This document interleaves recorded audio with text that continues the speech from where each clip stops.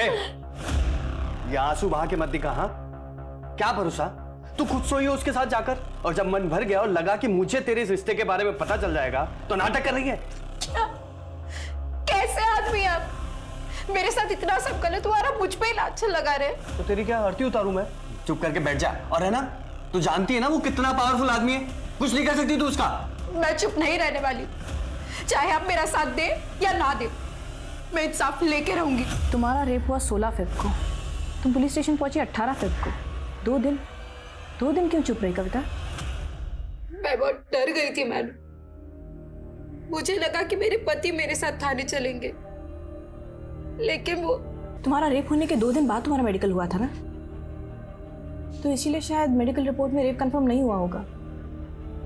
और तुम आई भी तो मेरे पास रेप होने के 1 महीने बाद। तो क्या आप भी मेरी मदद नहीं करेंगे? उसकी आंखों में सच्चाई थी सर।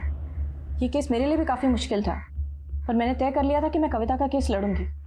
आप जो ये कह रही हैं, आपके पास कोई एविडेंस है? इससे बड़ा क्या सबूत होगा सर?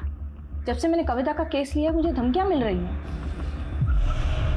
देख वकील, कविता का केस छोड़ दे, अगर उसका केस लड़ा तुझे रेप करके काट देंगे हम। कौन थे वो लड़के? उन दोनों की शक्ल नहीं देख पाई सर, दोनों ने हेलमेट पहन रखा था। पर हाँ, मैंने बाइक का नंबर नोट किया सर, क्रॉस चेक भी किया मैंने आरटीओ से, नंबर प्लेट फेक था सर। मुझे यकीन है सर, ये दोनों भेजे हुए गुंडे ये मुकेश के ही थे। आज कविता भले ही कॉमा में है सर, लेकिन मैं उसकी लड़ाई जारी रखना चाहती हूँ। आपसे बस यही उम्मीद है कि कविता को इंसाफ दिलाते टाइम आप ये नहीं देखेंगे कि आरोपी आप ही की तरह एक पुलिस वाला है। सर, हमने इस केस को बहुत अच्छे से इन्वेस्टिगेट किया था।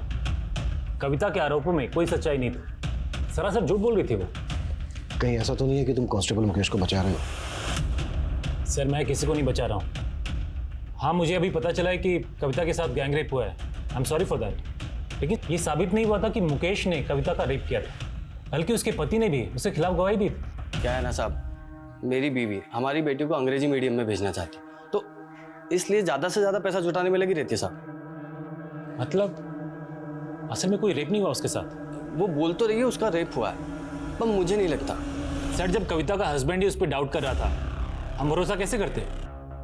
और सर, उसके मेडिकल रिपोर्ट से भी यह स्पष्ट नहीं होता है कि उसके साथ रेप हुआ था।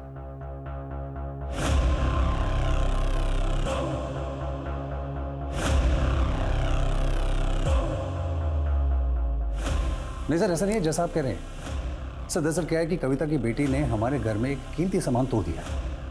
मेरी बीवी उदिता ने उसकी बेटी को डांट दिया। बस सर, इसी खुंदक में उसने मुझे बदनाम करने की कोशिश की।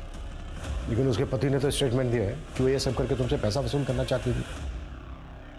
कहीं ऐसा तो नहीं है कि वो स्टेटमेंट देने के लिए तुमने उसके पति को खरीद लिया था? सर, मैंने ऐसा ना तो किया है और ना ही मेरे खिलाफ कोई ऐसा आरोप साबित हुआ है। इनफैक्ट मैं तो छुट्टी लेके चला गया था जब ये इन्वेस्टिगेशन शुरू हुई थी, ताकि इन्वेस्टिगेशन अच्छे तरीके से हो जाए। और फाइनली सच्चाई निकल कर आई सबके सामने और मुझे मेरी वर्दी वापस मिल गई। पर उसने कसम खाई थी तुम्हारी वर्दी उतरवाने की। वो अब भी कोर्ट में जाना चाहती थी तुम्हारे खिलाफ। कहीं ऐसा तो नहीं है कि इसी डर की वजह से तुमने? सर, मैं अभी भी रेडी हूँ। आप जो इन्वेस्टिगेशन करना चाहते हैं कर लीजिए, और अगर कोई भी चीज़ मेरे खिलाफ आती है तो मैं सजा पाने के लिए भी तैयार हूँ। जिस कॉन्फिडेंस के साथ कांस्टेबल मुकेश बात कर रहा था, उससे तो यही लग रहा है कि उसने फुल प्रूफ प्लान बनाया होगा। आई एम श्योर इसने कविता के हस्बैंड को भी खरीद दिया होगा। सर, हो तो ये भी सकता है कि कांस्टेबल मुकेश ने मंगल की रंजिश का फायदा उठाकर ये कांड करने के लिए उसका इस्तेमाल किया। सर, कविता का फोन मीराबाग में ही बंद हुआ था, और सर उसी दौरान वहाँ की पुलिस को एक किन्नर की लाश मिली थी। सर, इसका फोटो है। सर, इस लाश की पहचान नहीं हो सकी थी, इसलिए इसका अंतिम संस्कार कर दिया गया। लेकिन सर, इस लाश का चेहरा कविता के भाई प्रवीण से हूबहू मिलता है, और सर प्रवीण भी तो किन्नर ही था। इसका मतलब सिर्फ कविता ही नहीं, बल्कि कविता का भाई प्रवीण भी क्रिमिनल्स के टारगेट पे था। जी सर, सुजाता ने हमें जो इन्फॉर्मेशन दी थी वो भी सही थी सर। 12 साल पहले कविता के पिता सुबोध की हत्या हुई थी, जिसका प्राइम सस्पेक्ट नारायण ही था। लेकिन सर, पुलिस को नारायण के खिलाफ कोई सबूत नहीं मिला था। पर क्या 12 साल पुराने उस हादसे का इस केस से कोई कनेक्शन हो सकता है? शक के आधार पर पुलिस नारायण को भी इन्वेस्टिगेट कर रही थी। 12 साल पहले हुए गुनाहों 7 अगस्त को कविता को अपनी किस पार्टी के पास भेजा था तूने, जिसने उसका यह हाल किया? साहब, मैं मानता हूँ मैं गलत आदमी, ये लड़कियों का धंधा करता हूँ, पर साहब मैंने कविता के साथ कुछ भी गलत नहीं किया। कांस्टेबल मुकेश से कितने पैसे लिए तूने? साहब मैंने कोई पैसे नहीं लिए साहब। तो तुझे यकीन था कि कविता का रेप नहीं हुआ? साहब तब यकीन नहीं था, पर अब लग रहा है बहुत बुरा हुआ उसके साथ साहब। लेकिन मैं इसमें शामिल नहीं हूँ साहब, सच बोलो, माँ कसम साहब। वेंकट कौन है? वेंकट? हाँ वेंकट, कविता के हाथ पे कन्नड़ में लिखा है वेंकट। कौन है ये? हाँ साहब, वो कविता के कलाई पे साउथ इंडिया भाषा में कुछ लिखा तो था, पर साहब मुझे नहीं पता वो वेंकट लिखा था साहब। साहब वो बोली थी वो शादी के पहले का लिखा था, उसकी माँ के साथ कर्नाटका गई थी तो मंदिर के बाहर गुदवाया था। ये मंगल तेरे रैकेट का हिस्सा है ना? मैं नहीं जानता साहब किसी मंगल को।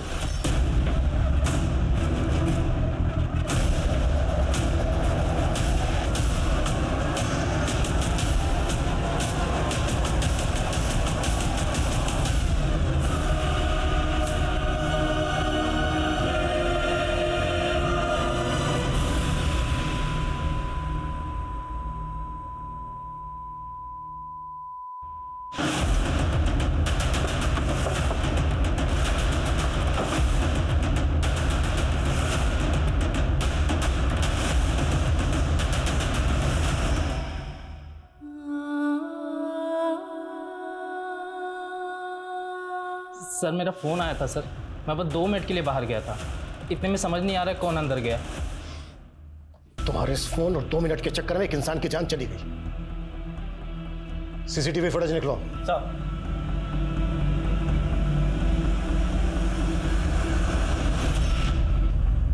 इसने सर कपड़े तो वार्ड बॉय के पहने हैं, लेकिन ये हमारे हॉस्पिटल का स्टाफ नहीं है सर। इस आदमी की फोटो हर जगह सर्कुलेट करो, पता करो ये कौन है। हॉस्पिटल के बाहर का सीसीटीवी फुटेज भी चेक करो ये आदमी कहां से आया, किस डायरेक्शन से आया और किस डायरेक्शन में भागा। क्विक!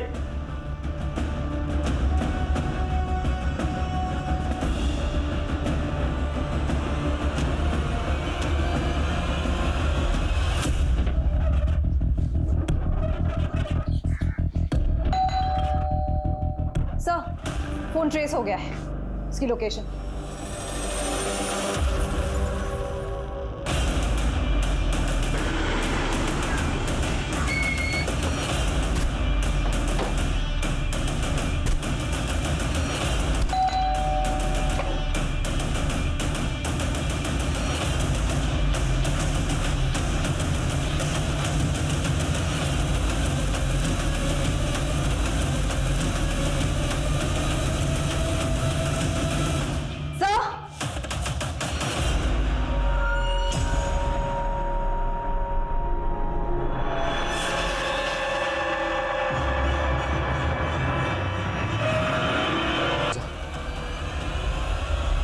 और ये सब तुमसे पल्लवी ने करवाया ना? हाँ। मैं नहीं जानती इसे। 2 लड़कों ने आपको जान से मारने की धमकी दी थी ना? हाँ। जरा ध्यान से देखिए, हो सकता है उन्हीं में से कोई एक हो सकता है। हाँ ये हो सकता है। सर एक बात है कि पल्लवी मुझे कुछ ठीक नहीं लग रही है। एक काम करो, उसका फोन सर्विलेंस पे डाल दो। हेलो, पुलिस तुम्हारे ड्राइवर का फोटो घुमा के ढूंढ रही है। ज्यादा देर जिंदा नहीं रहना चाहिए, वो मार के गायब करो उसे। तुम इतनी भी चालाक नहीं हो कि हमें घुमा सको। क्यों क्या ऐसा? मैंने ये कविता का रेप केस ये सोच कर लिया था कि अगर मैं ये पुलिस कांस्टेबल मुकेश को सज़ा दिला देती हूँ तो बहुत जल्दी पॉपुलर हो जाऊंगी। लेकिन जैसे जैसे मैंने इसका केस स्टडी किया तो पता चला कविता को बेकसूर साबित करने के लिए इस केस में तो कुछ है ही नहीं, न गवाह ना सबूत। सोचा लैक ऑफ एविडेंस के चलते अगर मैं ये केस हार गई तो करियर बर्बाद हो जाता मेरा। इसीलिए मैं उस कविता को टालने लग गई थी। मैडम आप इतने दिन से बोल रही है कि कोर्ट में अर्जी फाइल करेंगे, लेकिन अभी तक कुछ किया नहीं। हाँ तो टाइम लगता है ना कविता। लेकिन मुझे अभी आप पे भरोसा नहीं है। मैंने जो आपको फीस के पैसे दिए तो वो आप वापस कर दीजिए। तेवर ना जाके किसी और को दिखाना। जा, नहीं करते तेरे पैसे वापस, निकल चल। मुझे मालूम था आप यही बोलेंगे, इसलिए मैंने आपका वीडियो निकाला, ये देखिए। आप देखना कि मैं क्या करती हूँ। मैंने तो उसे यही जताया कि मैं उससे डर गई हूँ। उसे बोला अपने सारे पैसे आके लेके जा। लेकिन काम वाली बाई मेरे चेम्बर में घुस के मुझे आंखें दिखा रही थी, मुझसे बर्दाश्त नहीं हुआ। मैंने उसे मीरा बाग बुलाया और बोला आके अपने पैसे लेके जा। फिर मैंने अपने बॉयफ्रेंड गुलशन को भेजा। उसने उसे वहीं से उठाया और एक वकील के पेशे को बदनाम किया है तुमने, और तुम्हें इसके लिए जरा भी पछतावा नहीं है।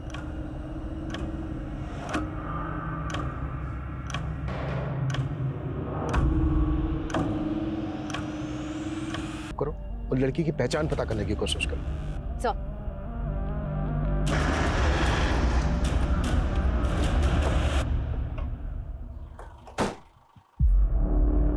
सर, लड़की की कंडीशन बहुत ही क्रिटिकल है। आई डोंट नो कि वो बचेगी भी या नहीं।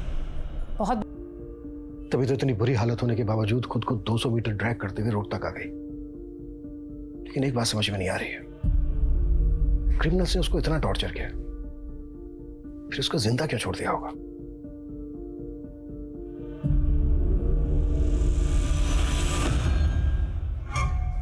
ए लड़की,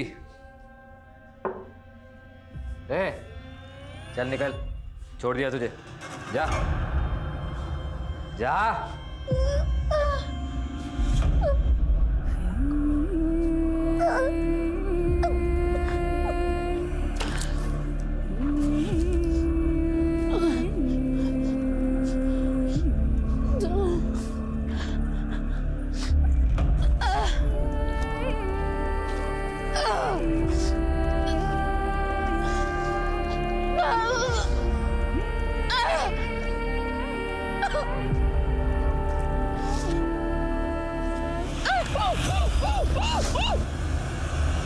अपने 2 लोगों की 12-12 घंटे की ड्यूटी यहां पे लगाओ। ये लड़की मुझे 24 घंटे।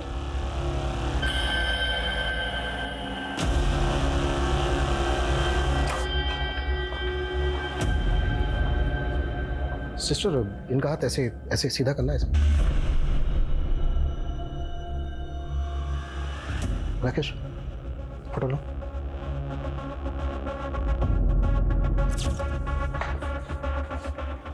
ये जो टैटू है, इसमें किसी साउथ इंडियन लैंग्वेज में शायद ये कोई शब्द है, मे भी किसी का नाम हो। देखो, किसी मिसिंग कंप्लेन में इस तरह के टैटू का जिक्र है क्या? क्रिमिनल्स तक पहुंचने के लिए हमें इस लड़की की पहचान पता करना बहुत जरूरी है।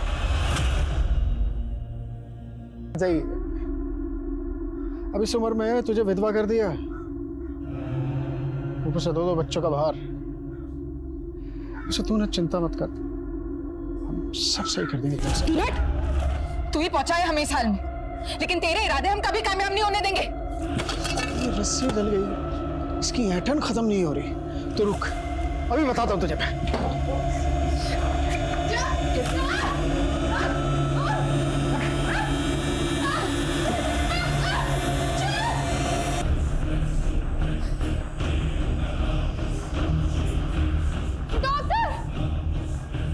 क्या हुआ?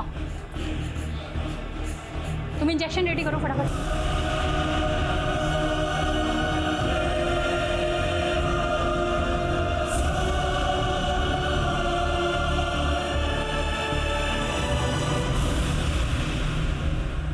सर, इस केस से जुड़ी कोई मिसिंग कंप्लेन तो नहीं मिली, और उस लड़की की आइडेंटिटी पर भी कोई लीड नहीं मिल रही है। मैंने पता किया, उस लड़की के हाथ पे जो टैटू है वो कन्नड़ में वेंकट लिखा है। हो सकता है किसी आदमी का नाम हो जो उसके बहुत अजीज हो। सर, हो सकता है वो लड़की कर्नाटका से यहाँ आई।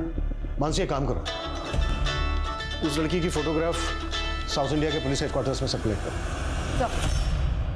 Yes doctor. व्हाट? कोमा में चली गई? डॉक्टर, जल्द से जल्द उस लड़की को कोमा से बाहर लाइए, इससे पहले कि क्रिमिनल्स अंडरग्राउंड हो जाएं। उसका स्टेटमेंट लेना हमारे लिए बहुत जरूरी है। सर, मैं अपनी पूरी कोशिश कर रही हूँ, लेकिन मैं ऐसा कह नहीं सकती कि मैं रात को पहुंच जाएगा आपके पास जी।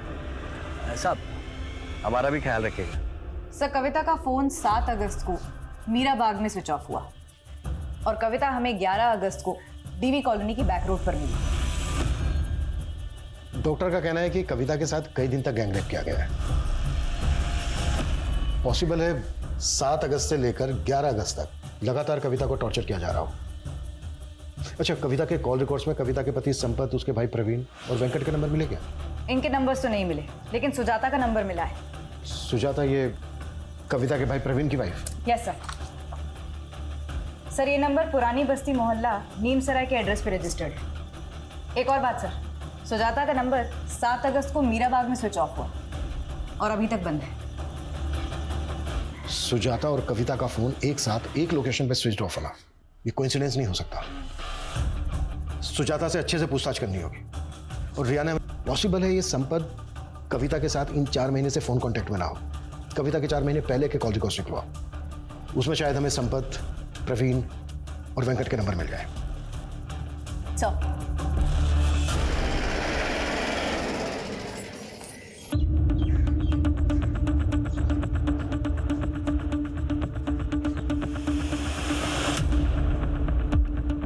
यहाँ तो अक्सर ताला ही लगा रहता है।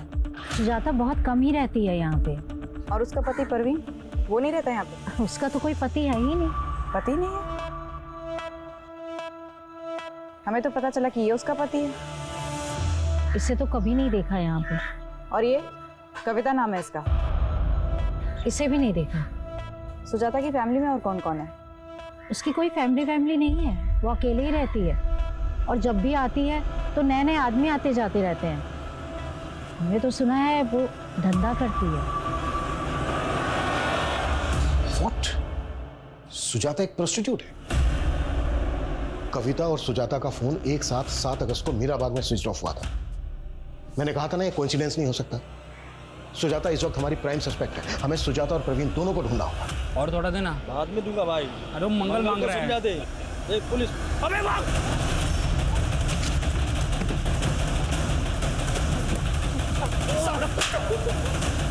ये बोल, कविता के साथ क्या क्या किया तूने और मंगल ने?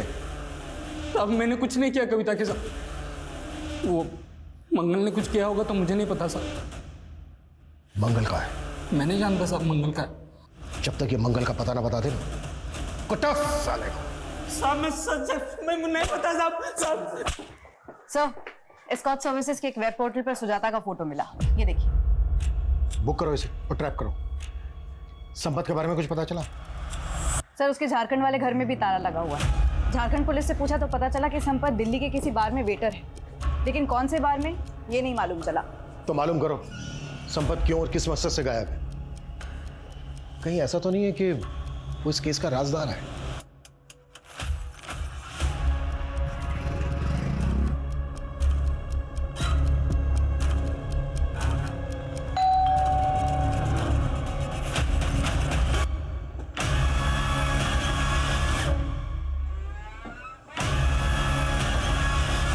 चलें।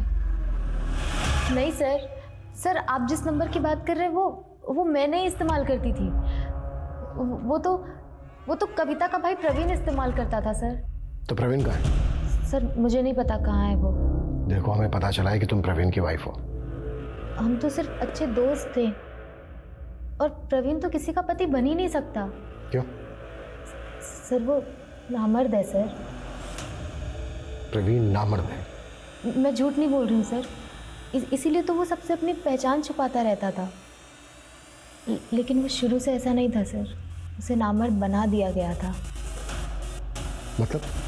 कविता और उसका परिवार झारखंड के एक छोटे से कस्बे में रहते थे।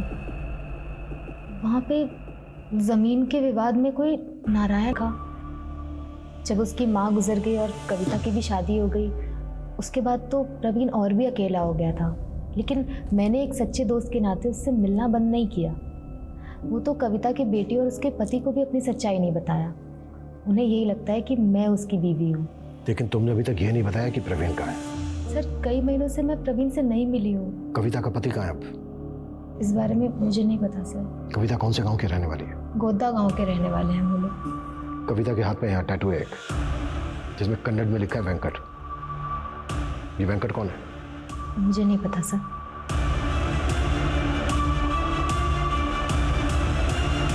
पता करो इस सुजाता की कहानी में कितनी सच्चाई है, या ये फिर अब भी हमें घुमा रही है। झारखंड पुलिस से कांटेक्ट करो।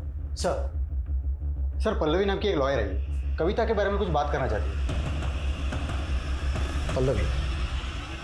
सर मैं वेकेशन पे गई थी, वापस आई तो पता चला कविता के साथ इतना सब कुछ हो गया। आप कविता को कैसे जानती हैं? मेरी क्लाइंट है वो सर। कविता क्लाइंट है आपकी? जी सर। कविता का रेप हुआ था सर, और वो चाहती थी कि मैं उसका केस लड़ूं। किसने किया था? रामबाग पुलिस स्टेशन के कांस्टेबल मुकेश ने सर। कविता उसके घर पे काम करती थी और इसी ने कविता का रेप किया सर। ये आंसू बहा के मत दिखा। हाँ, क्या भरोसा, तू खुद सोई हो उसके साथ जाकर, और जब मन भर गया और लगा कि मुझे तेरे इस रिश्ते के बारे में पता चल जाएगा तो नाटक कर रही है। कैसे आदमी आप, मेरे साथ इतना सब गलत हुआ और मुझ पे ही लाछन लगा रहे। तो तेरी क्या आरती उतारूं मैं? चुप करके बैठ जा। और है ना, तू जानती है ना वो कितना पावरफुल आदमी है, कुछ नहीं कर सकती तू उसका। मैं चुप नहीं रहने वाली, चाहे आप मेरा साथ दे या ना दे, मैं इंसाफ लेके रहूंगी। तुम्हारा रेप हुआ 16 फ़रवरी को, तुम पुलिस स्टेशन पहुंची 18 फ़रवरी को। 2 दिन क्यों चुप रही कविता? मैं बहुत डर गई थी मैडम, मुझे लगा कि मेरे पति मेरे साथ थाने चलेंगे, लेकिन मैं उस कांस्टेबल के बड़े साहब से भी थाने जाके मिली, लेकिन वो बोले कि मेरे मेडिकल रिपोर्ट वाली कहा कि मेरा रेप ही नहीं हुआ। तुम्हारा रेप होने के 2 दिन बाद तुम्हारा मेडिकल हुआ था ना, तो इसीलिए शायद मेडिकल रिपोर्ट में रेप कंफर्म नहीं हुआ होगा। और तुम आई भी तो मेरे पास रेप होने के 1 महीने बाद। तो क्या आप भी मेरी मदद नहीं करेंगे? उसकी आंखों में सच्चाई थी सर। ये केस मेरे लिए भी काफ़ी मुश्किल था, पर मैंने तय कर लिया था कि मैं कविता का केस लड़ूंगी। आप जो ये कह रही हैं, आपके पास कोई एविडेंस है? इससे बड़ा क्या सबूत होगा सर? जब से मैंने कविता का केस लिया मुझे धमकियां मिल रही हैं। देख वकील, कविता का केस छोड़ दे, अगर उसका केस लड़ा तुझे रेप करके काट देंगे हम। कौन थे वो लड़के? उन दोनों की शक्ल नहीं देख पाई सर, दोनों ने हेलमेट पहन रखा था। पर हाँ, मैंने बाइक का नंबर नोट किया सर, क्रॉस चेक भी किया मैंने आरटीओ से, नंबर प्लेट फेक था सर। मुझे यकीन है सर, ये दोनों भेजे हुए गुंडे ये मुकेश के ही थे। आज कविता भले ही कॉमा में है सर, लेकिन मैं उसकी लड़ाई जारी रखना चाहती हूँ। आपसे बस यही उम्मीद है कि कविता को इंसाफ दिलाते टाइम आप ये नहीं देखेंगे कि आरोपी आप ही की तरह एक पुलिस वाला है। सर, हमने इस केस को बहुत अच्छे से इन्वेस्टिगेट किया था। कविता के आरोपों में कोई सच्चाई नहीं थी, सरासर झूठ बोल रही थी वो। कहीं ऐसा तो नहीं है कि तुम कांस्टेबल मुकेश को बचा रहे हो? सर, मैं किसी को नहीं बचा रहा हूँ। हाँ, मुझे अभी पता चला है कि कविता के साथ गैंग रेप हुआ है। I am sorry for that. लेकिन ये साबित नहीं हुआ था कि मुकेश ने कविता का रेप किया था, बल्कि उसके पति ने भी उसके खिलाफ गवाही दी। क्या है ना साहब, मेरी बीवी हमारी बेटी को अंग्रेजी मीडियम में भेजना चाहती, तो इसलिए ज़्यादा से ज़्यादा पैसा जुटाने में लगी रहती है साहब। मतलब असल में कोई रेप नहीं हुआ उसके साथ? वो बोल तो रही है उसका रेप हुआ है, पर मुझे नहीं लगता। सर, जब कविता का हस्बैंड ही उस पर डाउट कर रहा था, हम भरोसा कैसे करते? और सर, उसके मेडिकल रिपोर्ट से भी यह स्पष्ट नहीं होता है कि उसके साथ रेप हुआ था।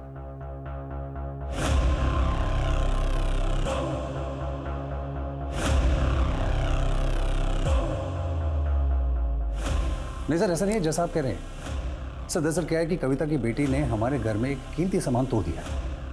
मेरी बीवी उदिता ने उसकी बेटी को डांट दिया। बस सर, इसी खुंदक में उसने मुझे बदनाम करने की कोशिश की। लेकिन उसके पति ने तो स्टेटमेंट दिया है कि वो ये सब करके तुमसे पैसा वसूल करना चाहती थी।